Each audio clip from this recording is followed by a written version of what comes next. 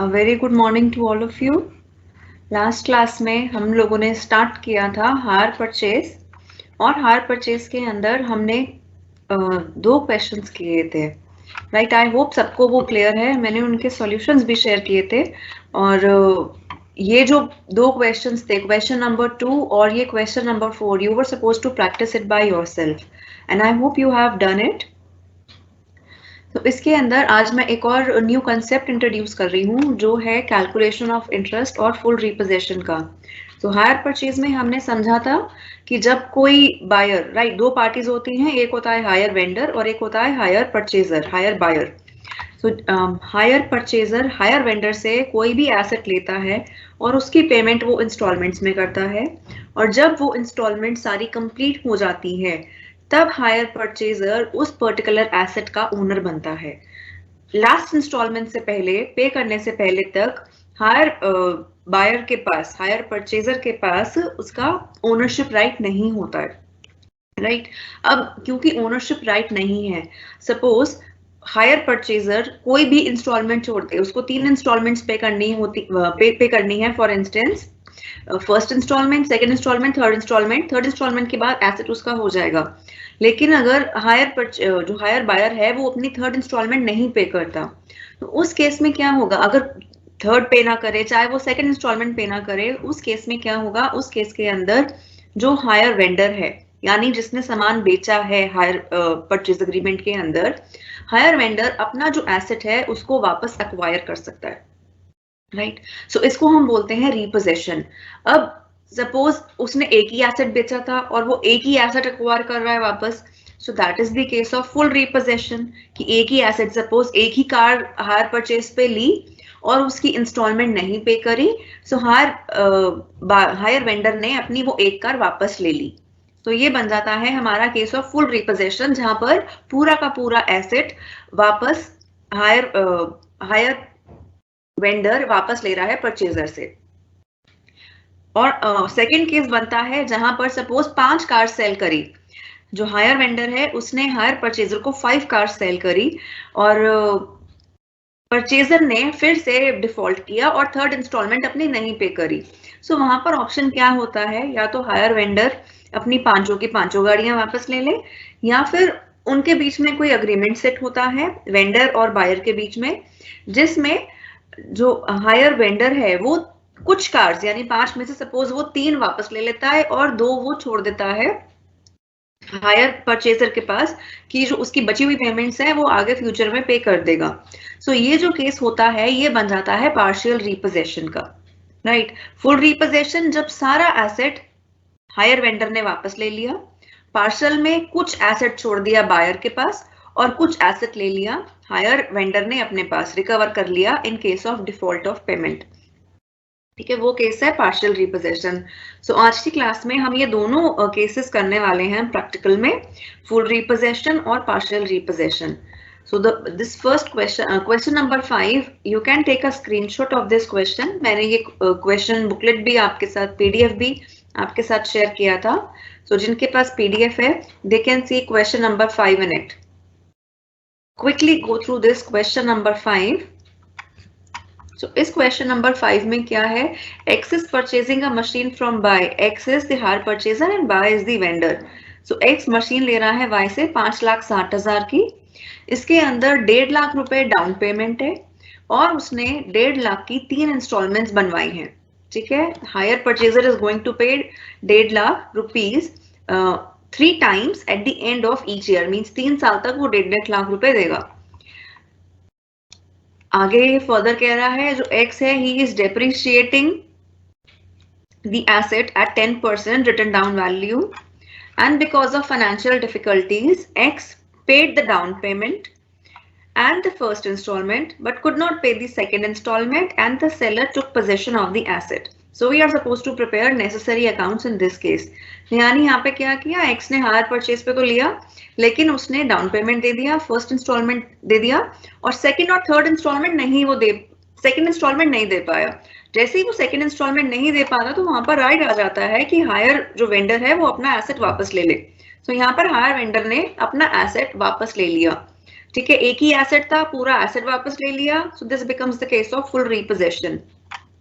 ठीक है, और अब इस क्वेश्चन में और जो आपने प्रीवियस 4 क्वेश्चंस देखे होंगे, आप एक और डिफरेंस नोट करोगे। एक तो ये डिफरेंस है कि यहाँ पर इंस्टॉलमेंट नहीं पे कर पा रहा।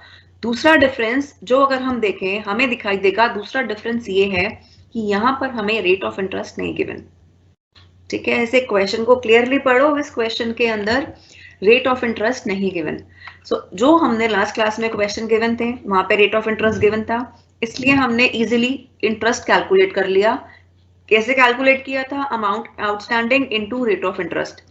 हर जब भी इंस्टॉलमेंट ड्यू होती है हम हर बार ये करते गए, amount outstanding into rate of interest, और हमें हमारा इंटरेस्ट का अमाउंट मिलता गया। बट इस क्वेश्चन में क्योंकि इंटरेस्ट रेट गिवन ही नहीं है, then how are we suppose to calculate our interest, right? जो हमारा थर्ड एंट्री होती है, फर्स्ट थर्ड नंबर पे जो हमने 5 सिखाई थी, 5 ट्रांजैक्शंस करने होते हैं। जो थर्ड नंबर का ट्रांजैक्शन है that is interest due. So interest due हम बिना इंटरेस्ट के कैसे करेंगे? Third entry. So let us in this class first learn how to calculate the interest when interest rate is not given.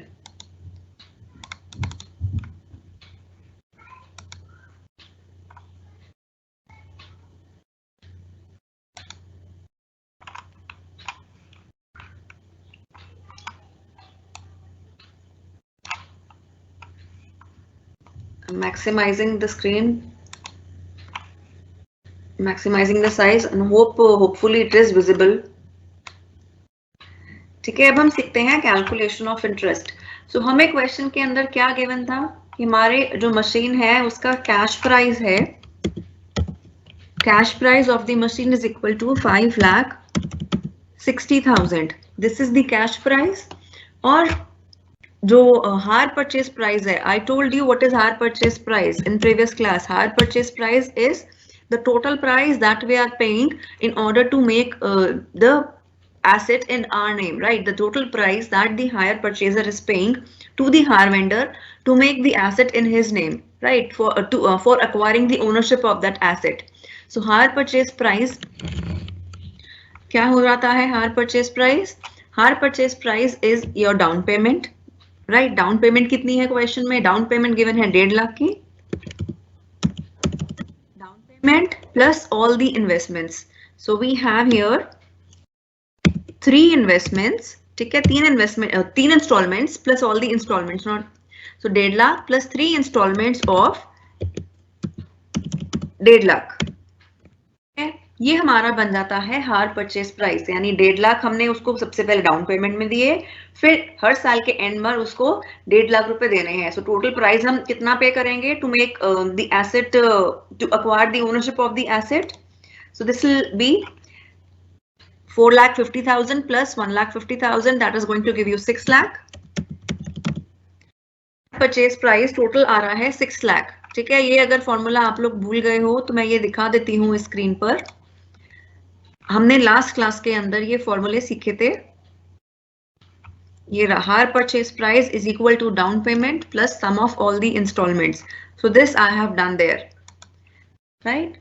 So 6 lakh. And interest क्या होता है? Interest is the difference between hire purchase price and cash price, right? तो interest कहाँ से आ जाएगा? हमारा difference है 6 लाख माइनस 5,60,000, राइट? सो इन दोनों के बीच का डिफरेंस, कैश प्राइस और हायर परचेज प्राइस के बीच का डिफरेंस होता है 40,000।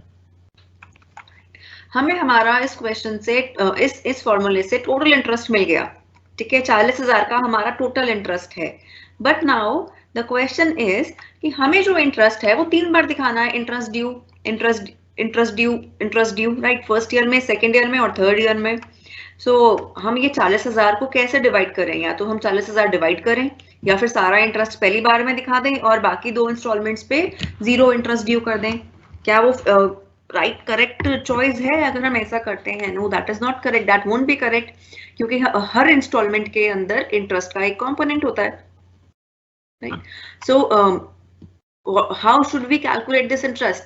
एक ऑप्शन हमारे पास है कि 40,000 को हम 3 से डिवाइड कर दें, right? Some of you might have this in the mind कि 40,000 को हम 3 से डिवाइड कर दें और इक्वली हम इंटरेस्ट एलोकेट कर दें 3 इंस्टॉलमेंट्स पे। बट क्या ऐसा होता है? ऐसा नहीं होता, ठीक है, इंटरेस्ट जब भी हमारा प्रिंसिपल अमाउंट ज्यादा बच रहा होता है उस टाइम पर ज्यादा इंटरेस्ट कंपोनेंट होता है, और सब्सिक्वेंटली जो हमारा इंस्टॉलमेंट्स में इंटरेस्ट कंपोनेंट है वो कम होता जाता है, right, corresponding to the principal amount. So हमने प्रीवियस क्वेश्चंस में भी आप देखना, जो फर्स्ट ईयर का इंटरेस्ट है सबसे ज्यादा होगा, and then it would be lesser in the subsequent years.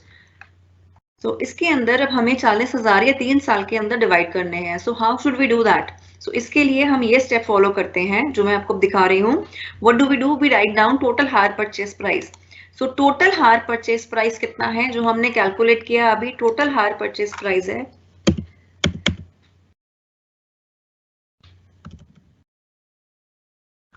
total hire purchase price is 6 lakhs, right? अब हमने कैश टोटल हमें देना था 6 लाख रुपए, ठीक है, in order to acquire the asset in our name, in order to acquire the ownership of the asset, total देने थे 6 लाख।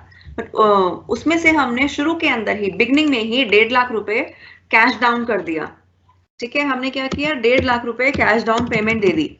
तो कैश डाउन देने के बाद हमारा कितना अमाउंट बचता है? सपोज मैंने 1 अप्रैल को डिसाइड किया कि ऐसे ऐसे पेमेंट्स जानी है, तो 1 अप्रैल को पता चला टोटल मेरा 6 लाख है जो मुझे देने हैं हायर परचेज प्राइस, और मैंने उसी दिन 1.5 लाख रुपए दे दिए।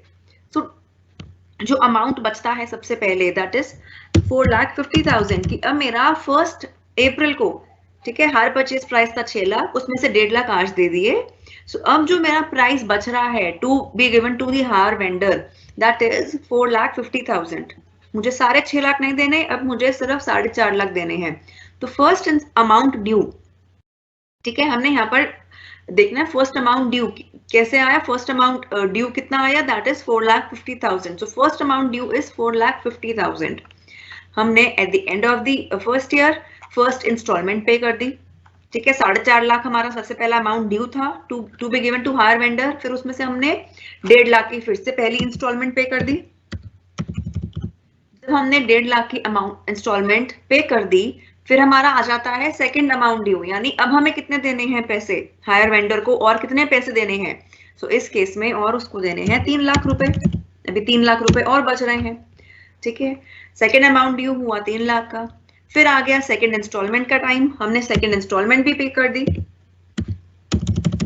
वो हमने पे करी 1.5 लाख की। फिर हमारा अब बच जाता है यहाँ पर third amount due that is 1.5 lakh. और अगर हम जब अपना थर्ड इंस्टॉलमेंट भी पे कर देंगे यहाँ पे 1.5 लाख की, तो फोर्थ में there is no amount due.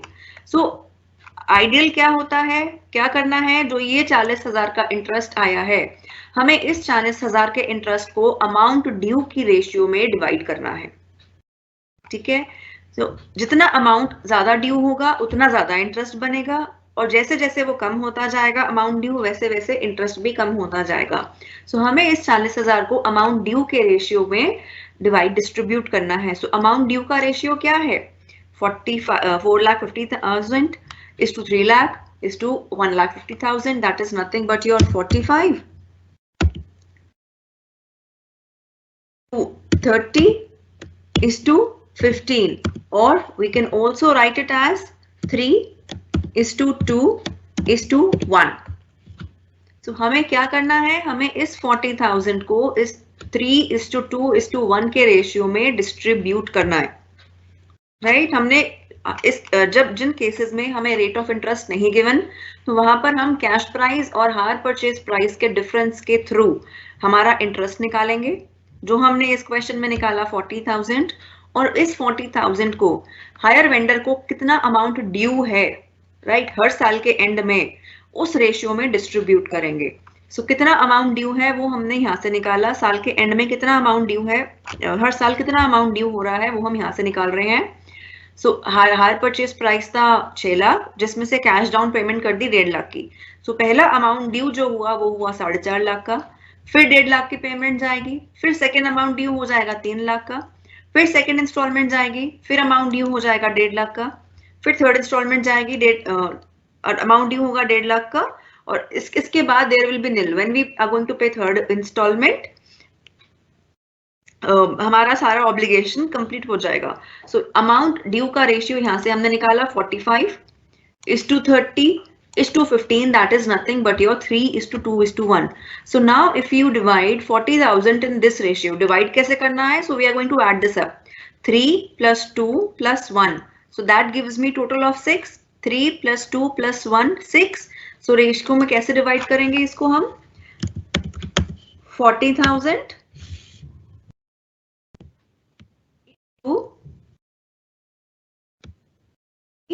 by 6. Right, 40,000 into 3 by 6 will be your first interest due. Then 40,000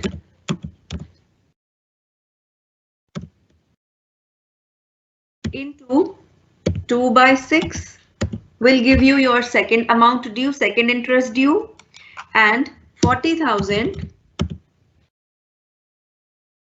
into 1 by 6 will give you your third interest due. इससे हमारे पास 3 इंटरेस्ट ड्यू आ जाएंगे. फर्स्ट इंटरेस्ट ड्यू कितना हो गया? 40,000 into 3 by 6, that is 20,000. Next is 40,000 into 2 by 6, that is going to give you 13333, and it will go on like 0.33. So we will round it off 1 quadra 3. Next 40,000 into 1 by 6, that will give you 666, 7 by rounding off.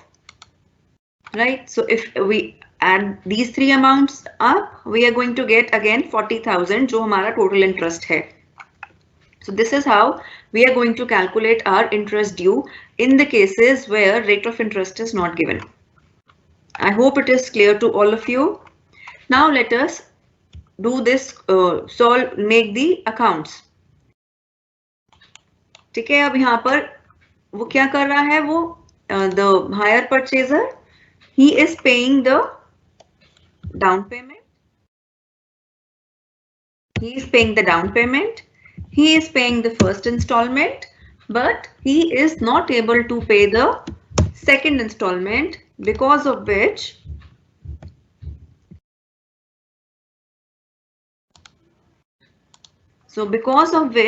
the hire purchaser is acquiring back the asset. Hire vendor is acquiring back the asset.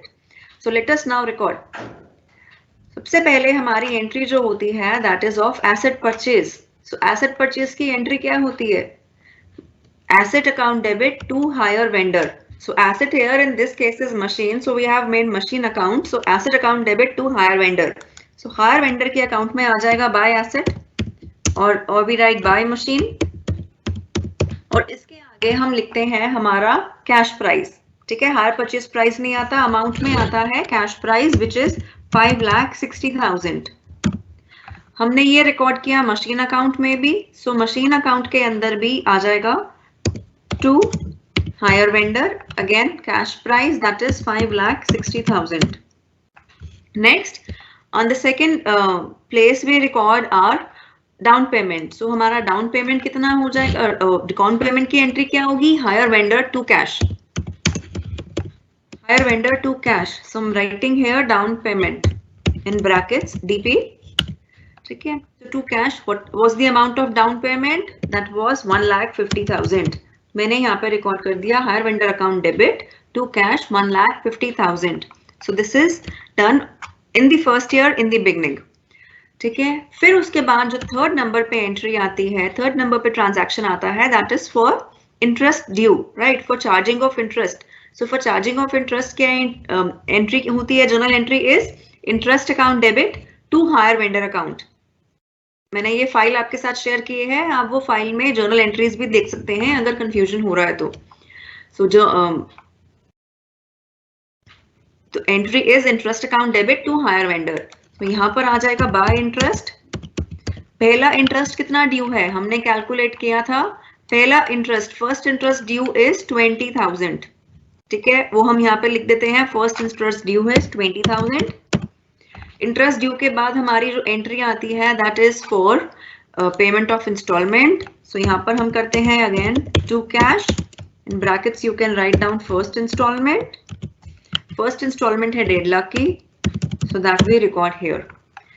So fifth entry हम record करते हैं depreciation की. So here it will be by depreciation.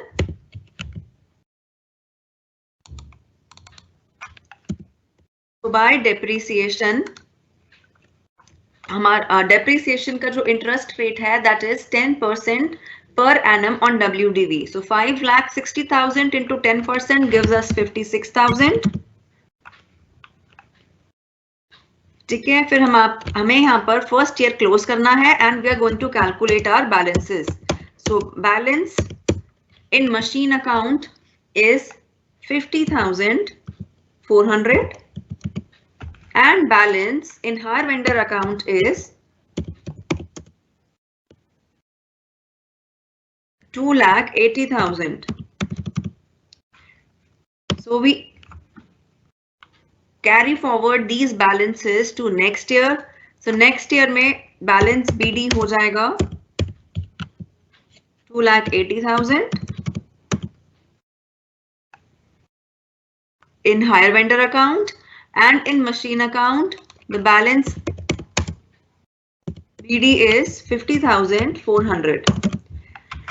अब हमें क्या करना है इसमें, इस केस में अब हमें फर्स्ट जो ट्रांजैक्शन था एसेट परचेज वो रिकॉर्ड नहीं करना, second transaction of down payment वो रिकॉर्ड नहीं करना, हमें अब रिकॉर्ड करना है हमारा जो थर्ड ट्रांजैक्शन होता है that is of interest due. Interest due का ट्रांजैक्शन रिकॉर्ड करना है. सो इधर हम लिखते हैं bye interest higher vendor account में, और सेकेंड टाइम पे इंटरेस्ट ड्यू कितना था, हमने कितना इंटरेस्ट ड्यू कैलकुलेट किया है, यहाँ पर हमने सेकेंड इंस्टॉलमेंट के टाइम पर इंटरेस्ट ड्यू कैलकुलेट किया है 13,333. Here it is 13,333. So this is the interest corresponding to your second installment 13,333. Next that we record is payment of installment. ठीक है, अब यहाँ पर आ जाते हैं हम, क्या मैं यहाँ पर लिख सकती हूँ by to cash? Can I write it hire vendor to cash 1,50,000 at the time of second installment? No, I cannot, because in the question is written that second installment is not paid, could not pay second installment. जब वो पे नहीं कर रहा तो hire vendor to cash होगा नहीं, but पे नहीं कर रहा तो उसके बदले में क्या हो रहा है, पे नहीं कर रहा तो उसके बदले में उसके रिटर्न में जो हायर वेंडर है वो मशीन वापस लेके जा रहा है. राइट, मशीन वापस लेके जा रहा है पूरी की पूरी. जब हायर वेंडर ने मशीन दी तब हमने एंट्री करी मशीन टू हायर वेंडर. ठीक है, फर्स्ट हमारी जो एंट्री होती है जब हमने हायर वेंडर से मशीन ली तब हमारी एंट्री हुई मशीन टू हायर वेंडर. जब हायर वेंडर मशीन वापस लेके जाएगा इसकी रिवर्स एंट्री हो जाएगी, that is hire vendor account debit to machine because machine is going out. So we will record it hire vendor to machine. So अब यहाँ पर क्या हो जाएगा to machine because machine is going back. हम यहाँ पर बैलेंस तो शो नहीं कर सकते हैं बिकॉज हायर वेंडर अकाउंट वो अपनी मशीन वापस ले गया, उसको वापस लेके जानी है, हायर वेंडर का अकाउंट हमारी बुक्स के अंदर क्लोज हो रहा है. We are not suppose to pay him, machine वो वापस ले गया और हमारे ड्यूज खत्म वहीं पर. सो यहाँ पर क्या आ जाएगा, मशीन वो वापस लेके जा रहा है तो एंट्री हो जाएगी hire vendor account debit to machine. Right, so to machine, balance में टू मशीन आ गया तो बैलेंस कितना हो गया हमारा 2,93,333. So this is the amount, that is 2,80,000 plus 13,333. So we record it in machine account as well. यहाँ पर आ जाएगा by hire vendor, hire vendor machine लेके जा रहा है 2,93,333 और this amount is 5,04,000. 1 0 was missing, so you can please edit it. ठीक है, अब हायर वेंडर मशीन लेके जा रहा है इस अमाउंट पे, और लेकिन जो हायर परचेजर है उसने ये मशीन पूरे साल इस्तेमाल भी तो करी है. ठीक है, जो उसकी सेकेंड अमाउंट ड्यू थी that was due at the last period के एंड में देना है, सपोज 31 दिसंबर को देना है. सो 1 जनवरी से 31 दिसंबर तक उसने मशीन भी तो यूज करी है. सो जो मशीन यूज करी है उसका डेप्रिसिएशन भी चार्ज करना है क्योंकि ये 5,04,000 पूरे साल इस्तेमाल करी है ये मशीन. सो इसका डेप्रिसिएशन हम भी बुक्स में कैलकुलेट करेंगे. सो डेप्रिसिएशन हो जाएगा 50,400. So that is the depreciation. ठीक है, पूरे साल डेप्रिसिएशन, हमने मशीन यूज करी इसलिए हम डेप्रिसिएशन भी दिखा रहे हैं बुक्स में, और हायर वेंडर इस अमाउंट पे मशीन ले गया वापस, इसलिए हम ये मशीन भी दिखा रहे हैं कि ये मशीन जाती हुई दिखा रहे हैं, इसको एंट्री उसकी हो रही है हायर वेंडर टू मशीन। और अब जो ये बैलेंस बचा, ये बैलेंस क्या है, राइट यहाँ पर अगर हम देखेंगे we can see there is a balance, this balance is coming around 160267, so this is the balance that we are getting. What is this balancing figure? ये balancing figure क्या है, right? Can I write here balance CD? अगर मैं यहाँ पर balance CD लिखती हूँ तो मुझे ये मशीन अकाउंट है वो मेरे को मेरी बैलेंस शीट में शो करना पड़ेगा। अगर यहाँ पे बैलेंस CD आ गया इसका मतलब ये मशीन अकाउंट ट्रायल बैलेंस में जाएगा, और ट्रायल बैलेंस में जाएगा इसका मतलब वहां से ये बैलेंस शीट में पोस्ट होगा। But can I do that? क्या ये मशीन है बिजनेस के पास जो हम यहाँ पर बैलेंस CD लिखें? नहीं, ये मशीन नहीं है बिजनेस के पास। सो ये क्या है बेसिकली, ये 160267 is nothing but the loss, right? So I am going to write here by P&L we will transfer this loss to profit and loss account, right? This is loss on default, right? Loss on repossession, loss on default है basically ये। Machine की जो value थी हमारी books में, loss कैसे है, जो मशीन की वैल्यू थी बुक्स में वो थी हमारे पास 5,04,000 माइनस 50,400, डेप्रिसिएशन माइनस कर रही हूँ। सो जो मशीन की वैल्यू बुक्स में थी वो थी 453,600 की, ठीक है, 453,600 की वैल्यू थी, दैट इज 5,04,000 माइनस 5,04,000, ठीक है, इतनी की वैल्यू थी। लेकिन हायर वेंडर वो मशीन वापस ले गया किस अमाउंट पे, 29,3333 पे। सो जो बैलेंस है वो क्या है, वो लॉस है, हायर परचेजर का लॉस है वो, कि उसकी मशीन, उसको पे सिर्फ इतना ही करना था, अभी उसको ड्यू सिर्फ इतना था, लेकिन उसकी मशीन का नुकसान इतना ज्यादा हो गया। सो this entry completes our question, right? I hope it is clear. If there's a doubt, I'll take up the doubt after doing the second question, after doing the next question. So full repossession के case में जो last entry हो जाती है उस time पे होगी last entry जब डिफॉल्ट किया है। सो जब डिफॉल्ट किया है तब हमें अपने अकाउंट्स क्लोज करने हैं। तो जब डिफॉल्ट किया वहां पे हमने अकाउंट्स क्लोज कर दिए, और अकाउंट्स क्लोज कर दिए, और मशीन के अंदर जो भी प्रॉफिट या लॉस आ रहा है वो कैलकुलेट कर दिया, and that is the end of this solution in the case of our full repossession. Balance BD नहीं आएगा, बैलेंस CD नहीं आएगा, ठीक है। So take a minute to understand this question, and if you have doubts you can post it, you can write it down. आप उसको second question के end में पोस्ट करना, बिकॉज वो मिक्सअप हो जाते हैं। So if you want to take a screenshot, you can take a screenshot. I will also share I'll also share this solution with you on the Telegram.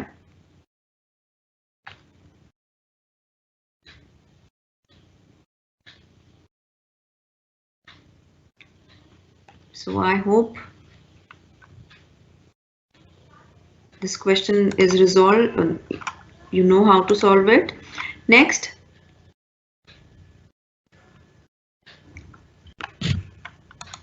Now this is the next question that we are going to do, question number 6. You can take it out. Now this is the question of partial repossession. Right? अब इस case में partial repossession, take a minute to read this question.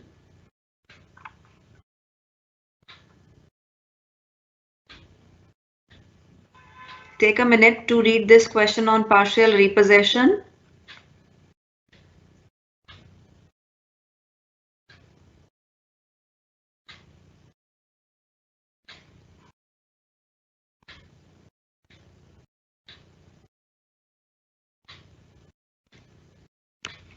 So now I'll tell you what all is given to us in this question of partial repossession.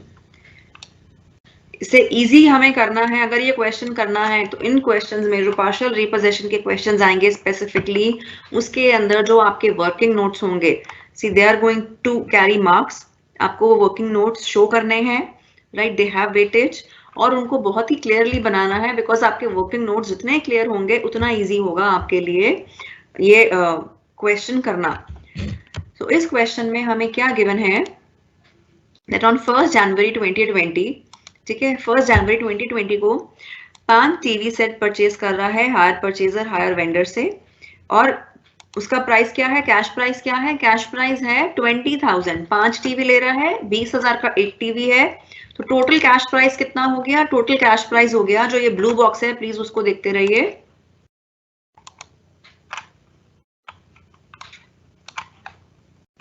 So total cash price हो गया 1 लाख, ठीक है। 1 लाख कैसे आया, 20,000 का एक TV है, 5 TV खरीदे, तो 20,000 into 5 gives us rupees 1 lakh. 1 lakh में से 25,000 की डाउन पेमेंट कर दी, ठीक है, 20 लाख में से हम डाउन पेमेंट कर रहे हैं on the same day, that is on 1 जनवरी 2020 25,000 की, और जो बैलेंस अमाउंट है बैलेंस पे करने के लिए इंस्टॉलमेंट्स बनवा ली, 3 इंस्टॉलमेंट्स बनवाई ऑफ 30,000 रुपीज ईच, ठीक है, 30,000 की 3 इंस्टॉलमेंट्स बनवा ली।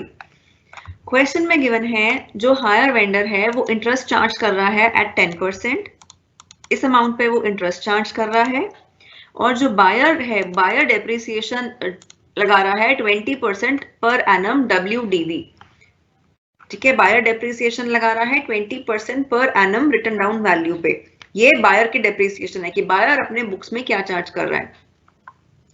अब जो बायर है वो डाउन पेमेंट दे रहा है, ठीक है, यहाँ पे मैंने लिखा बायर डाउन पेमेंट दे रहा है, फर्स्ट इंस्टॉलमेंट दे रहा है, फर्स्ट इंस्टॉलमेंट पे कर पा रहा है और सेकंड इंस्टॉलमेंट पे कर पा रहा है, ठीक है, मैं रिपीट कर रही हूँ, बायर हायर वेंडर को डाउन पेमेंट दे पा रहा है, फर्स्ट इंस्टॉलमेंट दे पा रहा है और सेकंड इंस्टॉलमेंट दे पा रहा है, लेकिन वो थर्ड इंस्टॉलमेंट नहीं दे पा रहा, ठीक है, 3 इंस्टॉलमेंट्स देनी थी, उसमें से पहली 2 दे दी, लेकिन थर्ड इंस्टॉलमेंट वो नहीं दे पाया, तो थर्ड इंस्टॉलमेंट नहीं दे पाने की वजह से what is hire vendor doing, hire vendor is taking repossession of 3 sets, ठीक है, 5 टीवी सेट्स बेचे, तो जो हायर वेंडर है वो 3 वापस ले रहा है अपने पास और 2 सेट्स छोड़ रहा है बायर के पास, ठीक है, कि जो पैसे हैं 2 सेट्स के वो आगे देते रहना, 3 सेट्स वो वापस ले रहा है। और इसमें फर्दर गिवन है जो सेलर चार्ज कर रहा है, हायर वेंडर चार्ज कर रहा है डेप्रिसिएशन, वो है 30% WDV। सपोज बायर जो सेलर है वो अपने बुक्स में चार्ज करता है 30% WDV डेप्रिसिएशन, तो अगर वो ये डेप्रिसिएशन चार्ज कर रहा है तो वो एसेट्स जो अक्वायर करेगा, जो एसेट्स वो वापस लेगा, वो भी इसी डेप्रिसिएशन पे लेगा। बायर कितनी डेप्रिसिएशन लगा रहा है अपनी बुक्स में या कितनी नहीं लगा रहा, उससे सेलर को कोई मतलब नहीं है। सेलर जिस अमाउंट पे वापस लेना चाह रहा है वो उसकी मर्जी है, उनका टर्म है, टर्म ऑफ कॉन्ट्रैक्ट है, उनके बीच का ये टर्म है कि मैं कितने अमाउंट पे मेरी मशीन वापस लूंगा, ठीक है, सो उनके उस अकॉर्डिंग ये डिसाइड हुआ कि जो सेलर है वो 30% की डेप्रिसिएशन लगाकर मशीन वापस लेगा, ना कि 20% की जो बायर लगा रहा था अब तक। सो अब ये सारी इंफॉर्मेशन अगर हम ऐसे देखें थोड़ी सी कंफ्यूजिंग हो जाती है क्योंकि मशीन वापस जा रही है। So how are we going to do, we are going to make working notes.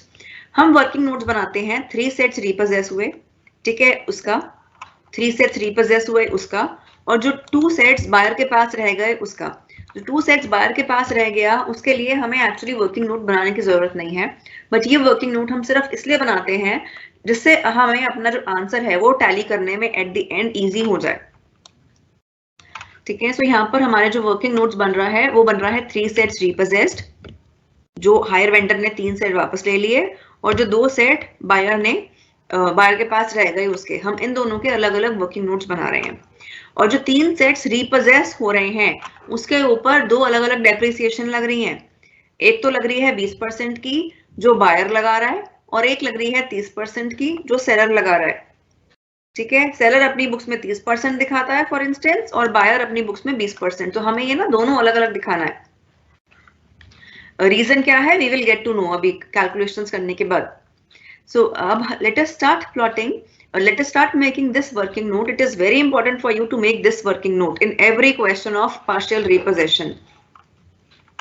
So first, the cash price of the machine was 20,000. So ये cash price आ रहा है on 1st January 2020. ठीक है। सो कैश प्राइस 1 जनवरी 2020 को 3 machine का और हम 2 machine का अलग निकालने वाले हैं। सो 3 मशीन का कैश प्राइस कितना हो जाएगा, 3 into 20,000 दैट इज 60,000, और 2 मशीन का हो जाएगा, ये जो है 2 मशीन का हो गया 20,000 into 2 that is 40,000. So this is how we get our cash price, 20,000 into 3 and 20,000 into 4. अब जो हमारी पहली डेप्रिसिएशन लगेगी वो साल के एंड में लगेगी, दैट इज ऑन 31/12/2020। ठीक है, 31/12/2020 को डेप्रिसिएशन कितनी लगी, 60,000 पे लगी। 20% के हिसाब से 60,000 into 20% will give you 12,000. 60,000 into 30% will give you 18,000, जो आपने यहाँ पर निकाली डेप्रिसिएशन। ये डेप्रिसिएशन आप निकाल रहे हो एज पर सेलर, और ये डेप्रिसिएशन निकल रही है as per buyer. So as per seller depreciation लगी 18,000, और जो बायर के पास रह गई उन पे लगी 40,000 into 20%, that is 8,000. So at the end of first year, that is on 31st December 2020 or on 1st January 2021, the balance in the machine, the balance of machine will be 48,000, 42,000, 32,000, right? फिर हम second साल में भी machine निकालेंगे। तो जब तक ये डिफॉल्ट हो रहा है, हम तब तक ये जिस साल तक ये डिफॉल्ट होना है, हम उस साल तक ये डेप्रिसिएशन निकालेंगे, जिस साल तक मशीन रीपोजेस होनी, जिस साल पे मशीन रीपोजेस होनी है। तो अगर वो सेकेंड ईयर पे हो रही होती, हम सेकेंड ईयर तक निकालते। सेकेंड ईयर पे डिफॉल्ट होता तो हमारा क्वेश्चन सिर्फ सेकेंड ईयर तक होता। इस क्वेश्चन में डिफॉल्ट थर्ड रीपोजेशन पे है, थर्ड इंस्टॉलमेंट पे है। सो हमने क्वेश्चन थर्ड ईयर तक किया है। सो जिस साल में डिफॉल्ट होगा उसी साल तक हमारी कैलकुलेशंस रहेंगी। सो सेकेंड ईयर में डेप्रिसिएशन लगा 20% WDV के हिसाब से 48,000 into 20%, right? 48,000 into 20%, that is going to give you 9,600 depreciation for second year. 30% के हिसाब से 42,000 into 30%, so you are going to get 12,600 here, and so on with 32,000 into 20%. So this is the depreciation for second year. आपके जो balance रह गए at the end of second year or at the beginning of third year, so these are these balances. ठीक है, हम third year में फिर depreciation calculate करेंगे और थर्ड ईयर के एंड पर, ठीक है, क्योंकि ये मशीन हमने पूरे 3 साल इस्तेमाल करी है। हम थर्ड ईयर की डेप्रिसिएशन इसलिए निकाल रहे हैं क्योंकि पूरे 3 साल मशीन यूज करी है।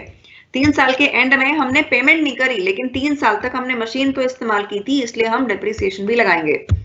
सो at the end of third year, balance in machine account, balance for the machine, 3 sets and 2 sets are this respectively. So ये जो balance है 30,720, this is as per the hire vendor, the hire purchaser. ठीक है, buyer की books में ये जो 30,720 है, बायर की बुक्स में ये बैलेंस है। लेकिन जो सेलर है, seller is taking back the machine at this amount 20,580।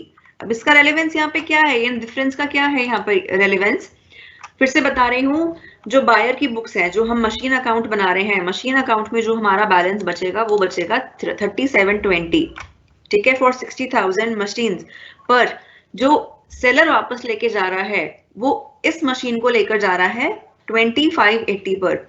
सो ये जो बैलेंस अमाउंट है, इन दोनों के बीच का डिफरेंस है। What is that difference? That difference is nothing but that difference is 10140. first difference का अमाउंट है 30,720 minus 20,580, that is 10,140. so what is this 10,140? this is basically loss of buyer on repossession, ठीक है, जिसको हमें profit and loss में transfer करना है। Previous question में हमने वो प्रीवियस क्वेश्चन में I show you once again, previous question के अंदर भी हमने यहाँ पे कैलकुलेट कर लिया। ठीक है, यहाँ पर ये बैलेंसिंग फिगर आ गया क्योंकि यहाँ पर कोई मशीन अकाउंट में दूसरी मशीन बच ही नहीं रही है। लेकिन जो अब ये करंट क्वेश्चन है, इस मशीन में बैलेंस बच रहा है, बैलेंस बचेगा इतना बैलेंस बचना चाहिए, ठीक है, ईयर एंड पे। तो इसलिए हमें लॉस अलग से निकालना पड़ा और लॉस का अमाउंट आया है 10,140। सो ये लॉस का अमाउंट कैसे आया है? सो बुक्स में मशीन की वैल्यू एज पर बायर कितनी थी? एज पर बायर थी 3720, लेकिन सेलर उस मशीन को वापस ले गया एट 2580. सो इन दोनों का जो डिफरेंस है that is the loss of the buyer on repossession. Right, so I hope the question, this working note is clear to all of you. अब now comes the easier part of plotting these values. ठीक है, अभी हमने जो ये किया, this was the bit technical part. हमने अगर ये ठीक से कर लिया, ये सारी कैलकुलेशन, ये टेबल बहुत इंपॉर्टेंट है. अगर हमने ये टेबल ठीक बना ली तो इसका मतलब हम हमारी जो कैलकुलेशंस हैं उनको बहुत ही इजीली, जो हमारे जो अमाउंट्स हैं उनको बहुत ही इजीली प्लॉट कर देंगे. So let us start doing the plotting part. मैं एक बार स्क्रीन मिनिमाइज कर रही हूँ बिकॉज मेरे पास जो वर्किंग एरिया है वो कम हो गया है. So I hope this is also visible to all of you. So सबसे पहले जो हम एंट्री पास करते हैं हम of asset purchase. Right, so asset purchase की एंट्री क्या होती है हमारी? Asset account debit to hire vendor. So in this case, our asset is our TV. Asset is purchased on 1st January 2020. So entry क्या हो जाएगी यहाँ पर? By TV. So our asset is TV. So I'm writing by TV. And what is the amount of television? That is 20,000 into 5. So 20,000 into 5 gives us 1 lakh. Cash price is 1 lakh. इसी को मैंने simultaneously post कर देना है TV account में भी. So date is 1st January 2020. Here we will write to hire vendor 1 lakh. After it, second thing that we record is our down payment. So down payment भी कौन सी date पे आएगी? Same date पे, that is on 1st January 2020. We are going to record the down payment. So it will be hire vendor to cash. Entry will be hire vendor to cash. Writing down payment in brackets. So amount of down payment was, we wrote here, down payment was 25,000. So we record our down payment as 25,000. Third thing that we record is our interest due. So interest due कब हम charge करते हैं? year end पे. So ये interest due आएगा on 31st December 2020. इस दिन हमारा interest due होगा. So by interest, entry होती है interest to hire vendor. So amount of interest will be 1 lakh minus 25,000 into our rate of interest. Right, rate of interest is 10%. So 75,000, यहाँ पे मैं लिख देती हूँ 1 lakh minus 25,000. So 75,000 into your rate of interest, which was 10%. That gives you 7,500.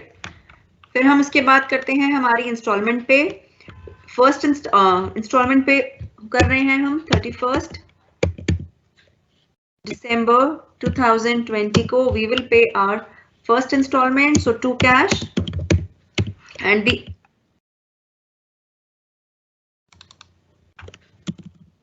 right here first installment, and the amount of first installment is 30,000. 30,000 हमने हमारी पहली instalment pay कर दी. So now we are left with our balance. This account, balance CD. So balance CD will come out to be 1,07,500 minus 25,000 minus 30,000.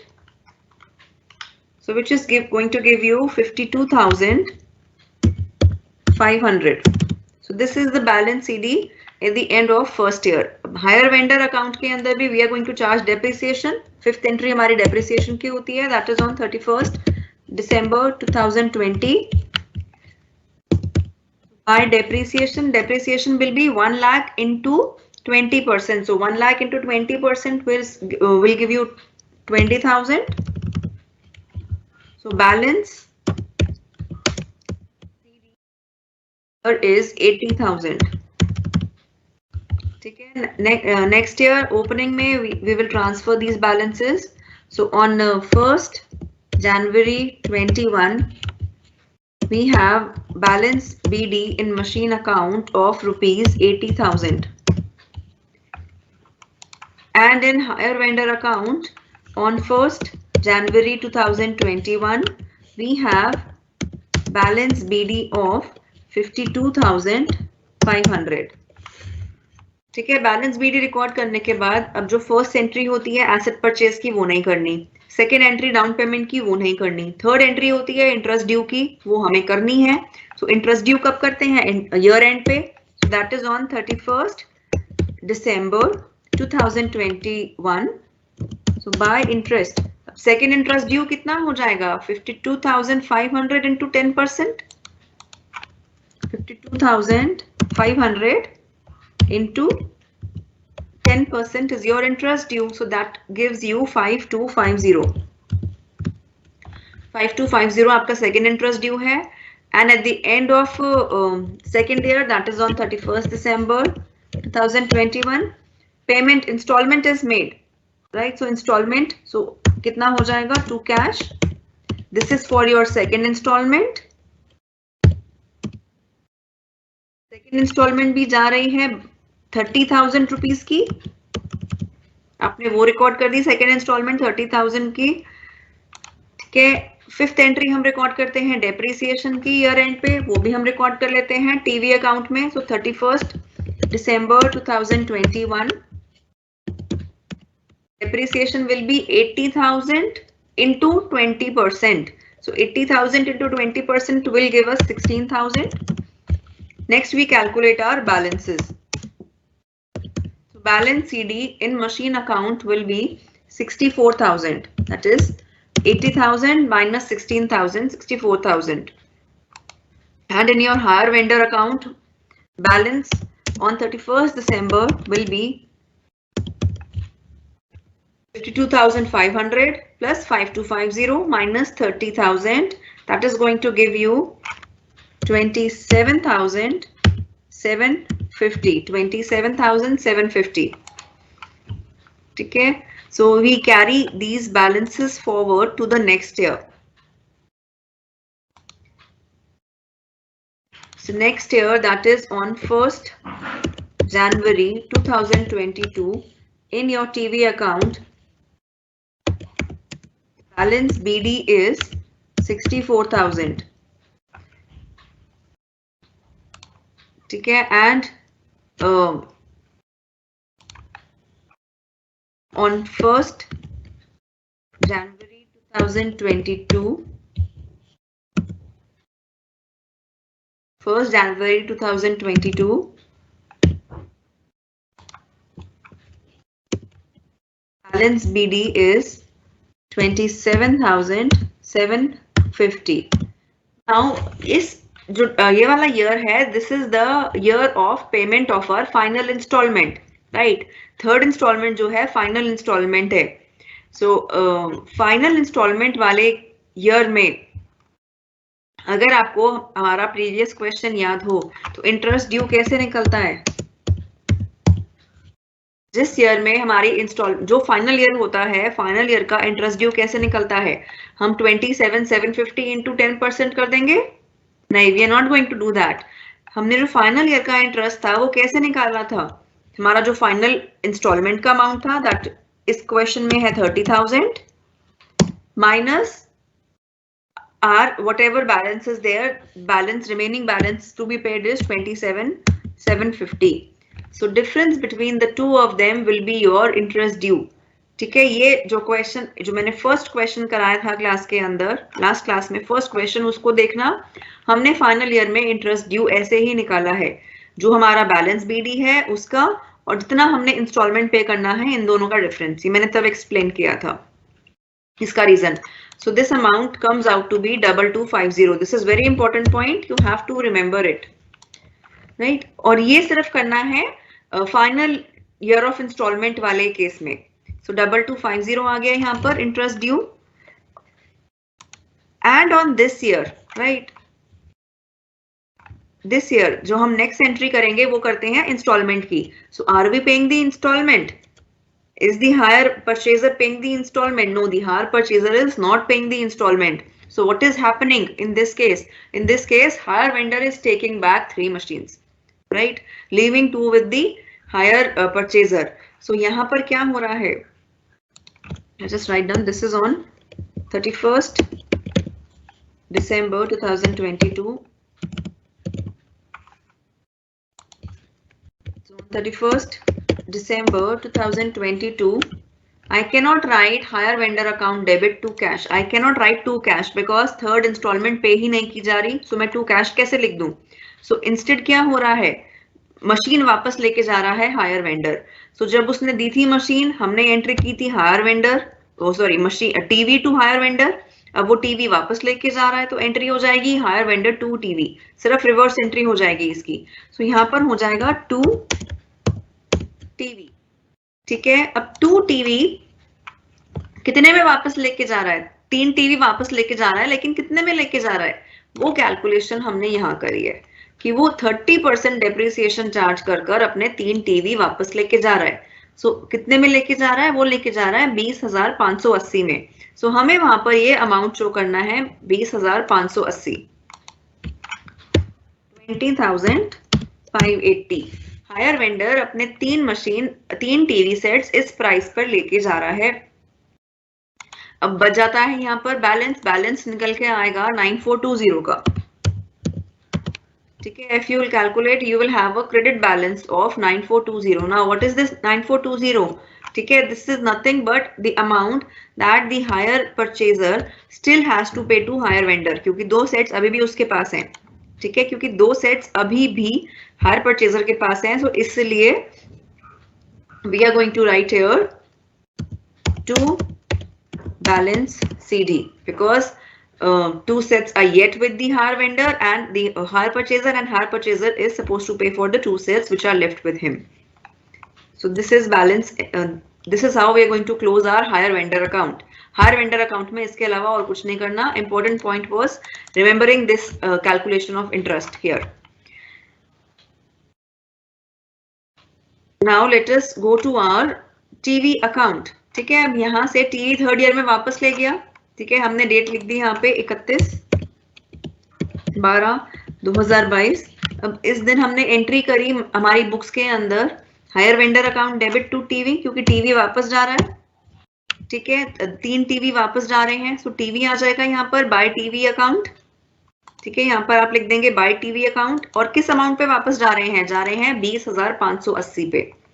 So here we are going to write 20,580. 20,580 पे ये TV वापस जा रहे हैं. So I record them here. Now ये जो 64,000 की machine है 1 जनवरी 22 को जिसकी वैल्यू है, मैंने वो मशीन पूरा साल इस्तेमाल भी करी है, 31/12/22 तक यूज भी करी है. 64,000 वर्थ ऑफ मशीन मैंने एंटायर ईयर यूज करी है. राइट. सो यहाँ पर 64,000 पे I should also calculate, I should also show my depreciation. Right, depreciation will be 64,000 into 20%. ठीक है. 64,000 WDV पे कर रहे हैं तो 64,000 into 20% is going to be the depreciation. So the amount of this amount will come out to be 12,800. 64,000 into 20% is 12,800. Right. और हमने यहाँ पे सीखा, अभी वर्किंग नोट्स में निकाला था कि जो हमारा लॉस है मशीन को वापस देने पर वो हुआ है 10,140 का. 10,140 का लॉस है टू द बायर और इन केस ऑफ रीपोजेशन. सो ये जो डिफरेंस है इन दोनों का 3720 और 2580 जो लॉस है हमें, क्योंकि ये लॉस है मशीन टीवी को वापस देने का, तो हमें ये टीवी अकाउंट में भी शो करना है 10,140. So I'll write here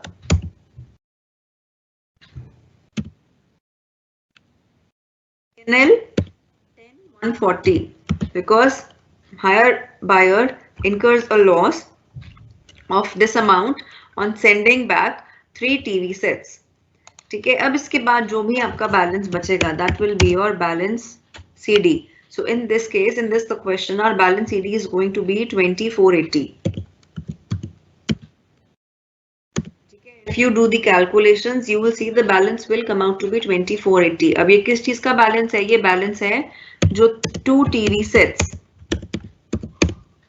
buyer के पास ही रह गए थे, ये उनका बैलेंस है उसकी बुक्स में। उन टीवी सेट्स, उन 2 टीवी सेट्स की वैल्यू रह गई है 2480 अकॉर्डिंग टू द बायर। सो अगर हम इसको यहाँ देखें, हमारी वर्किंग नोट्स हैं उनको देखें हम, 2 टीवी सेट्स बायर के पास रह गए और उसकी एंड में वैल्यू हमने यहाँ पर 2480 ही निकाली है। ठीक है, ये वैल्यू और ये वैल्यू 2 टीवी सेट्स की value, this is absolutely same. तो इसका मतलब हमने जो कैलकुलेशंस करी हैं they are okay, they are correct. So in case you want to take a screenshot of it, you can take a screenshot.